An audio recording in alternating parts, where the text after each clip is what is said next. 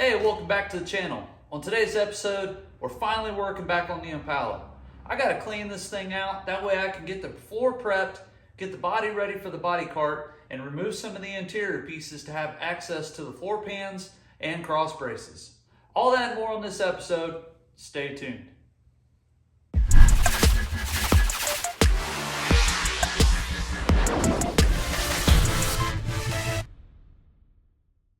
Okay, so here we are. We're finally working back on the Impala. It's finally time to strip out the interior, and basically the past year I've been using this thing as parts storage. So let me show you what we're working with today. All right, so here she is. Those of you new to the channel, it's pretty much a rat's nest in there, quite literally, but it's never been messed with aside from somebody throwing in some indoor-outdoor carpet. But anyways, it doesn't matter. All this stuff's got to come out. Every time I buy a part, I would stick it in the car just to kind of keep it out of the way. But I need to get these seats out. I'd like to get the console out and possibly the back seat in this video and start messing around with this flooring. I got to get this old indoor-outdoor carpet out and just see how bad the floor really is. And mostly what I'm looking for is the floor braces. I want to see how bad those are because I do have the full floor. I'm sure you guys have seen that before on the channel. That's going to get replaced no matter what. But I want to know how bad these cross braces are because if I can save a few of them, I will. If not, I'll have to break down and buy them. But I would like to save some of them. So the goal is to strip out the interior, trim around where the body brace would be in the flooring, peel back the factory floor pan, which it's pretty much shot. It's rusty and completely gone almost. And see if I can save the floor pan. Plus, this will give me a chance to get a peek at the inner rocker before I pull the body back off the frame and stick it on the body cart that you saw in the last video. And thank you for watching that video. I appreciate everyone that did that. So, it's going to be a lot of time lapses, but hopefully you can learn something here. So, let's get started.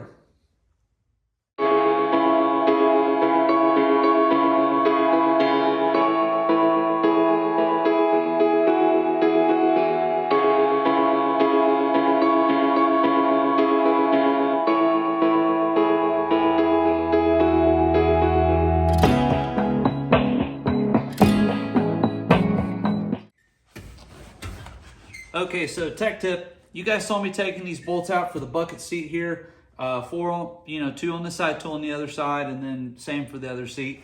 Tech tip of the day, if you got stuck bolts or rusty ones, get you some kind of lubricant that you can spray on the threads, work it back and forth, and hopefully you can break that free and make it so that you're not, stripping out a bolt or a nut or even snapping it off flush. So tech tip of the day, get you something like this. It'll help you. It'll be your friend, I promise. Back to it. Just wanted to take a second and give a shout out to Rollin' Easy Wheels here on YouTube. Thank you for watching and supporting the channel. All right, so I think I got it completely unbolted. Those inside console bolts are a little awkward. Wow. Well, that wasn't too bad. Lift this beast out of here.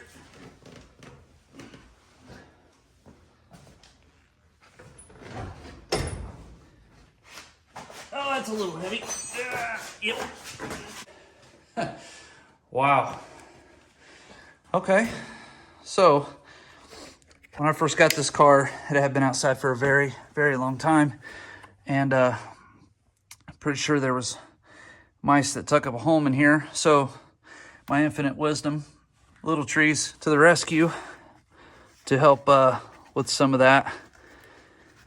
But yeah, not too bad. So I might cut this side of the carpet out just so I can see what's going on with the floor. I've seen it from the underneath side, but I want to see it from the top. So let me see if I can get this sill trim off.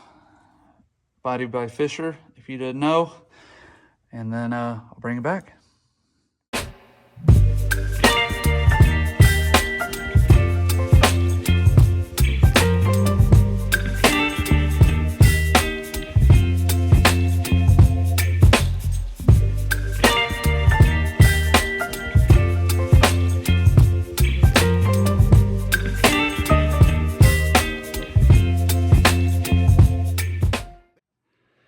Okay, so it was exactly pretty much what I expected.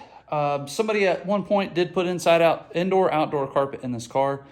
You know, I bought this car, I've been off the road since 85, and, you know, back then cars were quote unquote restored a little bit differently.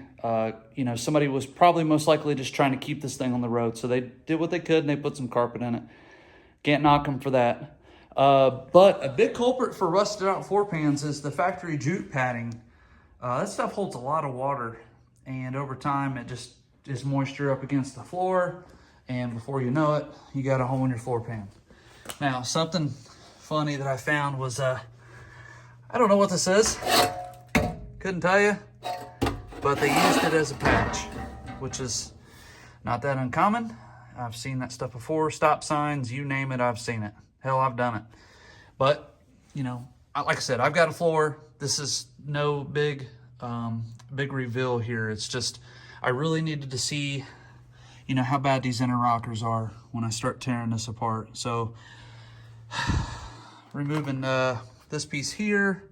I couldn't get that screw out to get this piece off, so unfortunately I'm probably going to have to break that off, but that's okay because I'm going to get new rocker door sill plates, so no big deal there.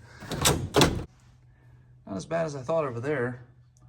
Definitely crunchy in this area here. As a matter of fact, these bucket seat brackets are a little loose, but we're going to remedy that with the new floor. It will cause corrosion, and that will cause problems later in the build. Okay, here we go, done. And here's what I was mentioning. You can see the passenger door is completely medium glass and epoxy. The outside of the driver's door has not been, and that is going to require a skin. Here's a shot of the inside. Thought something might come out of there and bite me. It's all been medium blasted, cleaned up. Hey, while I got you here, let me pause this. This is none other than Guzzi Fabrication. Now, here at Gym City Welding, I have no problem whatsoever sharing content with folks, sharing other people's pages, talking about some of the amazing people that's out there in this whole YouTube thing. And Guzzi Fabrication is one of them. That guy is absolutely amazing when it comes to Impalas. His sheet metal knowledge and experience and things he can do are very inspiring, and I always have him playing here in the garage. So a shout out to Guzzi Fabrication, buddy. I'll tag you in the video, but thank you for all you do. And just wanted to let everybody know, finish this video, but then go check out Guzzi Fabrication, especially if you're an Impala owner. You'll thank me later. So, back seat, well, part of the back seat, the top part anyways, is loose. I was hoping to find a build sheet. Let me get out of here so I can slide this out. I was hoping to find a build sheet of this car, possibly tucked in the seats. It wasn't that uncommon for American automotive manufacturers back then to put the build sheet of a car, like tuck it in the seat springs. Mopars, Chrysler products, they're really common for that. I actually found one from my Malibu that you've seen on the channel. Found it tucked behind a seat spring once. So they were doing that at least 1980. So far, I don't see anything here. But at least it's not broken, it's all complete. So I'll move this out of the way and get the bottom side out. I tell you, it's amazing. We're like, you can see where that seat was tucked in, where parts of the fabric weren't exposed to like sunlight and, you know, just people wear and tear in general. And it's amazing how silver, you know, this car's got a silver interior factor, which is, from what I understand, pretty rare. But, you know, it's like sitting in a NASA suit in the sunlight. So, oh wow, look, I found a screwdriver. This car's paying off already. We got here a flathead. That's cool. Okay. Now, the bottom part. Let's see if I can get that out of here.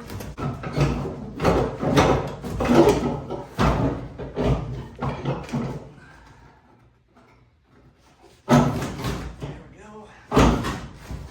Oh God, don't bite me. Whatever's in here.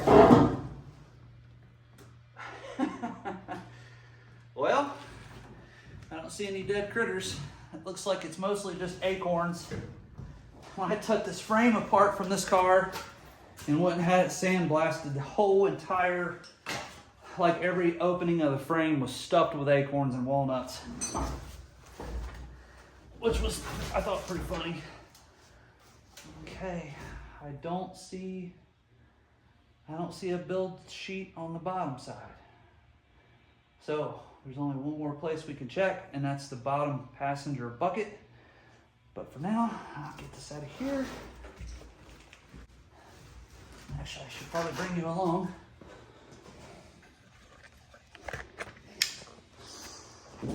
Okay, sorry folks, the lighting's gonna be terrible, but there it is. All acorns and walnuts. You can see my cylinders poking out back there. But all in all, it's not too hateful. So those of you that remember the videos back when I bought the floor pan, I did not buy the rear seat pan because from what I could tell underneath the car, it looked like it was in pretty decent shape. And from what I'm seeing here, it doesn't look too hateful. Now, of course, I got to vacuum it out still, but this puts my mind at ease a little bit. So I can save myself a couple $100 and not have to buy this section and just clean her up real nice. Okay, back to it. And also wanted to give a special thanks to Kevin, Sarah, Elijah, and Kai. They are big supporters of me and big supporters of the channel, and I couldn't do it without people like them. Thank you so much. All right, so I think I've reached a stopping point for today. It's pretty much told me everything I wanted to know about the seat. Let me make the angle bigger. There we go. So yeah, I already knew this side was bad. Passenger side, of course, I haven't pulled the seat, but I know it's worse than the driver's side here. But that's okay, because remember, replacing this. What I really wanted to know today and accomplish was checking out underneath the rear bottom of the seat to see if I had to order this pan or if I could salvage this one. It does have a small hole, but I think I can patch that. Looks like the surrounding metal is pretty decent shape. This over here, I won't know more till I get this armrest panel off to take a look behind it, but it doesn't look too hateful. And the other really encouraging thing is, like, if you look at this joint here where the front of the floor pan meets the, the back seat area, there was still factory caulking over that. And I believe that's the original red oxide primer underneath there.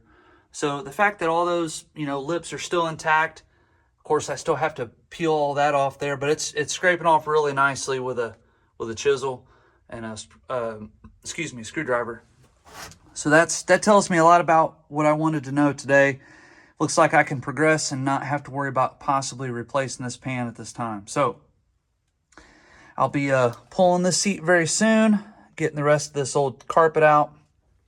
And then another big thing about this, what I was doing today, was trying to get some weight out of the car. And I know it sounds kind of silly, but by the time you add up both the buckets and the back seat here, that stuff's, you got a little bit of weight to it. So that's going to help when I go to put it on the body dolly and kind of get all the fire hazard stuff out of the way. So that's pretty much going to conclude this video's update. So thanks for watching Gem City Welding. I appreciate you very much. Again, don't forget Guzzi Fabrication. Check him out. And look for more content coming up very soon on the 1964 Impala. So take care. Have a great week, everybody. And I will see you on the next video.